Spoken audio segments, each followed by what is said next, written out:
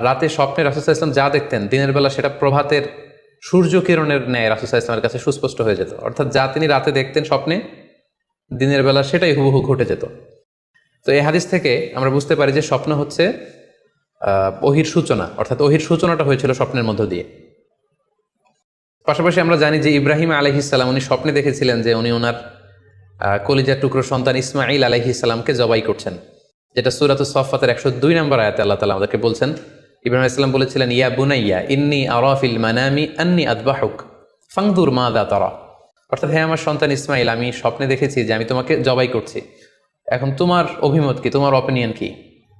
সাইয়েদনা ইসমাঈল আলাইহিস সালাম বলেছিলেন, ইফআল মা তুমার সাতাজিদুনি ইনশাআল্লাহু মিনাস সাবিরিন। মানে বাবা, আপনি স্বপ্নে যা দেখেছেন আপনি সেটাই করেন, আপনি আমাকে ধৈর্যশীলদের অন্তর্ভুক্ত পাবেন।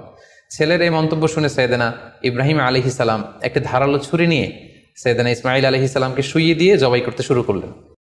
তো এই ঘটনা থেকে বোঝা যায় নবীদের স্বপ্ন এটা সাধারণ কোনো স্বপ্ন নয়, এটা ওহির অন্তর্ভুক্ত।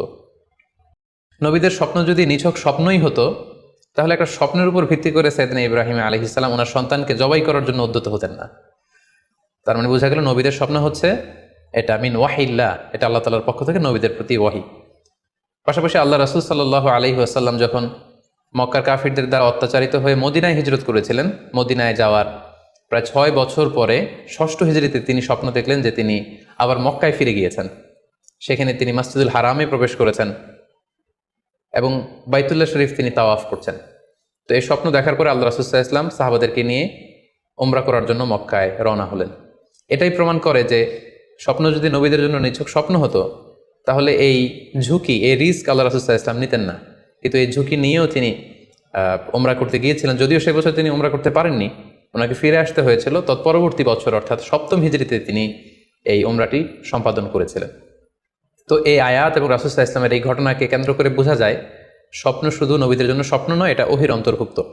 সূরাতুল ফাতিহা আল্লাহ তাআলা ইরশাদ করছেন, লাকাদ সাদাকাল্লাহু রাসূলাহুর রুইয়া বিল হক লা তাদখুলুন্নাল মাসজিদাল হারামা ইনশাআল্লাহ। অর্থাৎ আল্লাহ তাআলা আপনার স্বপ্নকে হে নবী অবশ্যই সত্যায়ন করবেন এবং অচিরে ইনশাআল্লাহ আপনি মসজিদুল হারামে উমরা করার জন্য প্রবেশ করবেন। তাহলে প্রথমে আমরা জানলাম যে নবীদের কাছে ওহির সূচনা, বিশেষ করে রাসূল সাল্লাল্লাহু আলাইহি ওয়াসাল্লামের কাছে ওহির সূচনা হয়েছিল স্বপ্নের মধ্য দিয়ে।